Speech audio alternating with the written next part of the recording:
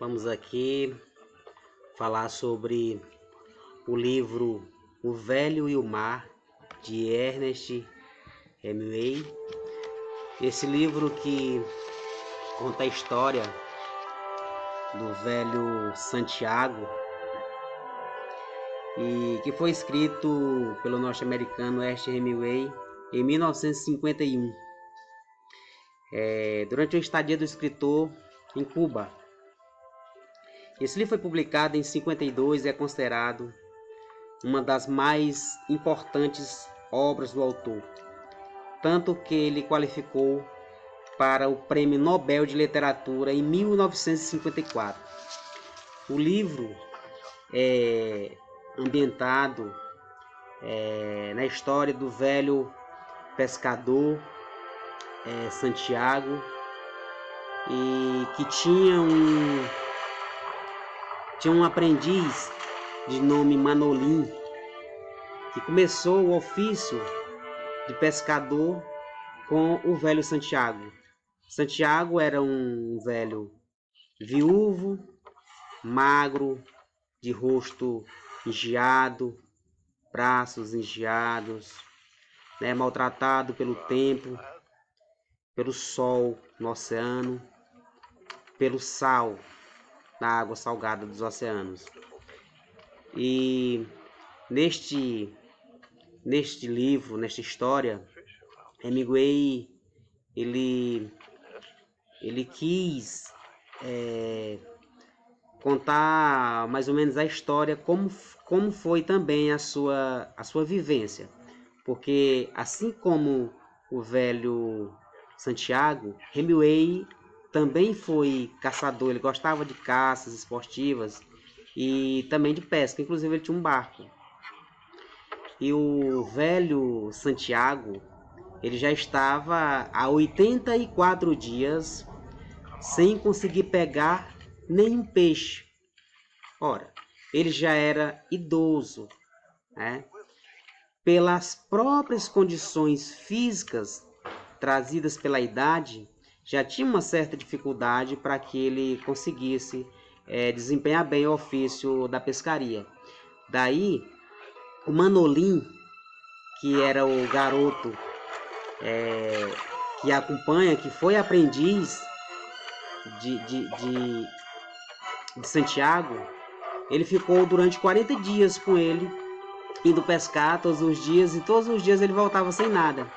Daí a sua família, seus pais, resolveram tirá-lo, de perto do velho Santiago, porque para eles o Santiago era alguém azarento, digamos assim. O Santiago, por ele não pegar nenhum peixe, ele atraía má sorte. Então os outros pescadores, principalmente os pescadores mais jovens, olhavam para ele como alguém meio que desprezível. E aquilo incomodava muito, pois ele precisava pescar para se manter. E durante 84 dias, o velho Santiago saiu para as pescarias e voltava sem nada. Um belo dia, no 85º dia, no dia 85, ele foi surpreendido, pois em alto mar, lá ele estava, quando o seu anzol balançou, a linha vibrou. A linha era amarrada na canoa, lembrando que, diferente dos pescadores que tinham um poder aquisitivo melhor, que tinham barcos velozes, barcos gigantes para pegar grandes peixes, até porque no mar existem peixes de grandes variedades, o barco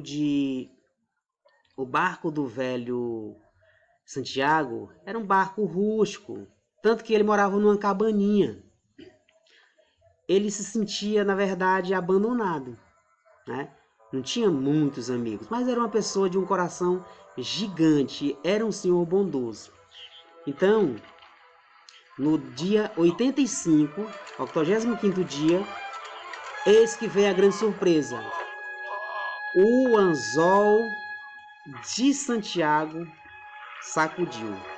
Só que ele jamais imaginara que estaria diante do seu maior desafio naquele dia, porque o anzol de Santiago foi fisgado por um peixe gigante, foi fisgado pelo peixe espada, 5 metros de comprimento, praticamente maior do que o seu próprio barco. E agora, Santiago sozinho no mar, com aquele peixe enorme, quando ele só se deu conta do tamanho do seu prêmio, porque para ele o peixe era um prêmio, ele só se deu conta do tamanho do prêmio quando o peixe pulou. Deu aquele pulo maravilhoso sobre as águas. Foi que o velho Santiago percebeu o quão grandiosa era a obra que ele estava vendo, daquele peixe pulando à sua frente. E daí ele só tinha duas opções: lutar para trazer aquele peixe para a sua canoa, né? Abater aquele peixe, porque há de se considerar que um peixe de 5 metros não seria fácil, principalmente para um idoso. Mas Santiago não desistiu. Ele buscou força, lutou por 3 dias. 3 dias o Santiago ficou lutando para poder matar aquele peixe, só para matar. No dia 85, o peixe fisgou o anzol, balançou a sua isca, e 3 dias se passaram para que Santiago conseguisse vencer, para que Santiago conseguisse matar aquele peixe enorme. Feito isso, após 3 dias, Santiago conseguiu matar o peixe, conseguiu amarrá-lo ao lado da sua canoa, pois como se tratava de um barco pequeno, pode até se chamar de canoa, não tinha como caber aquele peixe gigantesco dentro. E aí o Santiago conseguiu matar aquele peixe.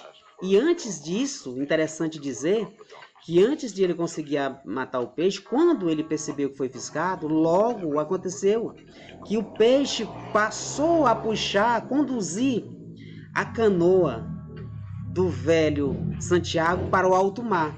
Mais um desafio para ele, porque o normal é o pescador puxar o peixe, não o peixe pegar o pescador. Mas foi o que aconteceu. Eles lutaram, o peixe sempre levando ele para o alto mar, porque o habitat natural dele era aquele, quanto mais fundo melhor para o peixe. E Santiago bravamente conseguiu abater, conseguiu matar aquele peixe. Santiago estava no momento de glória? Não, porque Santiago tinha muitos desafios pela frente. E o desafio principal, depois de tudo isso, Santiago tinha pela frente uma grande missão. Qual missão?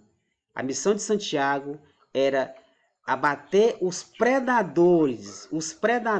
Por quê? Os tubarões perceberam o peixe abatido pelo Santiago, acredita-se que até pelo sangue que deixou na água, e eles passaram a atacar. Mas só que Santiago já estava muito cansado. Santiago já estava há 3 dias lutando com aquele peixe. O que é que se faz? Santiago, mais uma vez, não desistiu. Lutou, conseguiu matar o primeiro tubarão. Só que quando ele viu o tanto de tubarões que estavam ao seu redor, ele percebeu que aquilo seria uma luta injusta e ele pensou: fui vencido, não tem como vencer tantos tubarões. Daí ele pegou e resolveu não lutar mais, até porque ele precisaria poupar a sua vida. E seguiu. Quando Santiago chegou na costa, na praia, pensou que quem poderia estar sentindo a falta dele? E aí ele imaginou, como sempre, poderia ser o Manolim, né? O Manolim, o garotinho que ele ensinou a pescar, que aprendeu o ofício de pescador com o velho Santiago. E que nutria pelo velho Santiago um amor incondicional, um amor de avô e neto. Para o garoto, já era um rapazinho, o Santiago era como se fosse um pai, um avô, uma figura muito importante na vida dele. Sendo que eles não eram nada um do outro de sangue. Mas a consideração que ele tinha pelo velho Santiago era uma coisa incrível. Então, o Santiago, ele sentia-se, de certa forma, responsável, né? E via naquele garoto a motivação para ele continuar a sua luta. E exatamente por isso ele não desistiu. Quando chegou na praia, ele já chegou com o peixe só a carcaça, mas ele conseguiu chegar. Durante a sua luta, Santiago buscou força, buscou inspiração, e ele lembrou de quando ele era jovem, das lutas que ele tinha, as lutas de braço, e que ele vencia. Inclusive ele venceu um rapaz que era considerado o mais forte lá da região dele. Ele venceu na luta de braço, depois de mais um dia com a noite, com os cotovelos colocados sobre a mesa, e o velho Santiago buscou força, buscou inspiração e venceu. Então ele se baseava sempre em vitórias anteriores. Ele não era de voltar ao passado para pensar em coisas negativas, ele pensava coisas positivas, e para ele aquilo era positivo.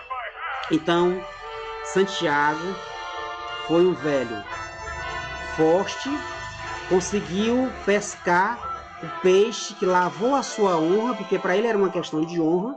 Ele precisava provar para ele mesmo o quão forte ele era. Ele já tinha o título de campeão da época que ele venceu o seu oponente, que era mais forte, e agora ele pensou, vencendo esse peixe, ele vai ganhar notoriedade, ele vai ficar famoso. Então foi isso que aconteceu. Santiago tornou-se importante entre todos os pescadores. E foi algo realmente incrível, impressionante o que aconteceu com essa história. Então, a história de Santiago no livro O Velho e o Mar é uma história que realmente vale a pena. Vale a pena você parar para ler. Por aqui a gente finaliza essa pequena resenha, vídeo resenha, esperando que você tenha gostado. Muito obrigado.